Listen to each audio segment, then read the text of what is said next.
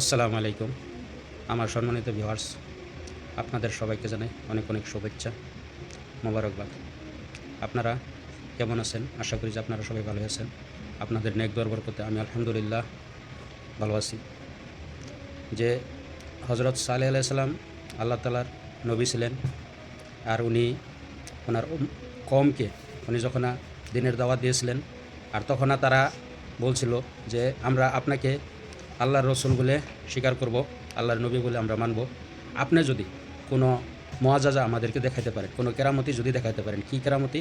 তখন বলল যে আমাদেরকে একটা উট আর কি, যে উটনি, যে একটা উটনি যদি আমাদেরকে আপনারা এই পাহাড় থেকে যদি আপনি বের করে দিতে পারেন, তাহলে আমরা আপনার কথা স্বীকার করব।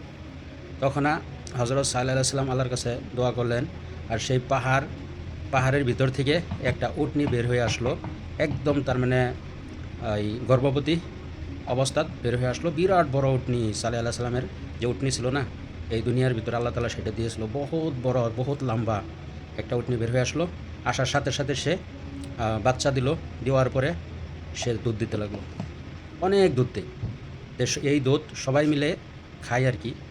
কিন্তু তখন তার কমের ভিতরে লাগলো যে এই উটনি আমাদের যেই উটটাই আর কি, ওদের যে ক্ষেতের আনাজের ক্ষেত যে ওরা করে, যে ক্ষেতের গাছগুলো যে খায় উট নিয়ে, সেটা ওকে সহ্য হয় না। তখন এরা কূটনীতি করতে লাগলো যে আমরা এই উটকে আমরা মেরে ফেলবো। তখন হজরত সাল্লাল্লাহু আলাইহি ওয়াসাল্লাম যখন এই কমপ্লেন জানতে পারলো, তখন তাদেরকে বললো যে এক কাম করো, তার মানে উটনি যখন পানি খায়, বিরাট বড় ছিল তো, তাদের যে পুকুর ছিল সেই পুকুরের পানি পুরা পানি খেয়ে ফেলে। তখন বললো তাহলে এক কাম করা হোক, যে তোমরা একদিন পানি খাবে, একদিন আমার উট নিয়ে পানি খাবে।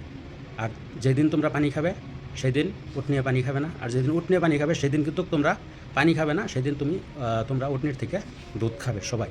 আর অনেক দুধ উটনির থেকে আসতো, এটা আল্লাহর দানিও ছিল।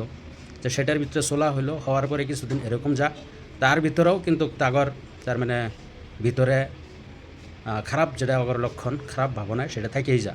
তারপরে ওরা তখন কী করলো, প্ল্যান করলো যে উটনিটাকে কীভাবে মারা যায়।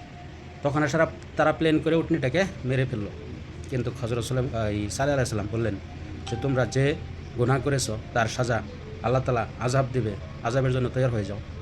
তখন তারা ভাবলো যে এটা কিছুই হবে না, কিন্তু আল্লাহর থেকে আযাব নেমে এসে আর সারা ওই সালেহ আলাইহিস সালামের যে কম ছিল, যারা ক্ষতি করছিল, তারা ধ্বংস হয়ে যায়।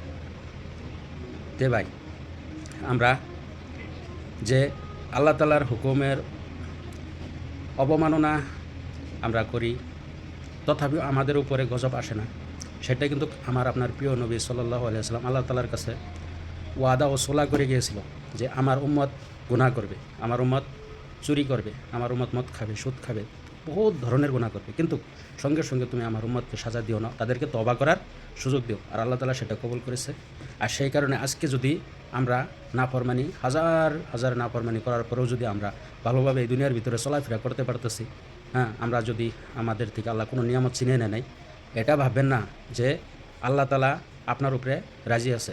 ভাই, আল্লাহ যার উপরে রাজি থাকে তাকে আল্লাহ তাআলা কী করে, নামাজ পড়বার তৌফিক দেয়। আর আল্লাহ যার উপরে নারাজ হয়ে যায়, সে কিন্তু আল্লাহকে সিজদা করতে পারে না।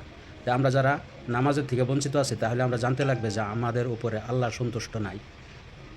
তো আমরা সবাই যেন আল্লাহর হুকুম, আল্লাহর নবী সাল্লাল্লাহু আলাইহি সাল্লামের সুন্নতি তরিকা আমল করার চেষ্টা করি। আমার জন্য দোয়া করবেন, ভুল বেয়াদবি হলে ক্ষমার দৃষ্টিতে দেখবেন।